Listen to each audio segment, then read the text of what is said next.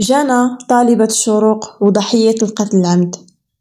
البنت كانت كتقرا في أولى إعدادي، وهي نازلة من الدروج عكلها تلميذ كيقرا معاها في نفس المدرسة. بدا كيضحك عليها ويضحك عليها الأصدقاء ديالو. جانا ردات عليه بالحرف وقالت ليه: انت ما مربيش والديك، ما عرفوش يربيوك.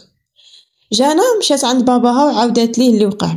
قال ليها: غدا نمشي نتشكى منو لمديرة المدرسة. والولد حتى هو مشى عند الام ديالو، قال ليها بلي الطالبه جانا قالت لي انت ما مربيش والديك، ما عرفوش يربيوك.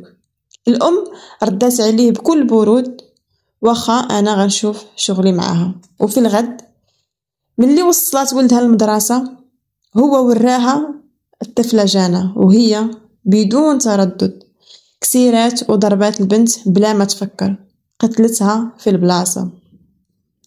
يعني في بلاصة ما تنصح الابن ديالها يدير عقله وتجمع بين جانا وولدها وتقول لهم باللي نتوما زملاء مدرسة، خاصكم تحترموا بعضكم وما نبغيش هالتصرف يتعاود. لا، ماشي هادشي اللي وقع، هي دارت العكس. هي اعتبرت المسألة انتقام من جانا، انتقام من طفلة اللي واضح انه فعلا البنت كانت على حق، لانه اللي كان خاصو يتربى هي الام. من بعد ما شدوها البوليس وفي التحقيقات قالت باللي فعلا كاين خلاف، ولكن انا ما قصدتش نضربها، ولكن الحادثه قضاء وقدر. واش في نظركم الحادث كان مقصود او لا قضاء وقدر كيف ما كتقول الام؟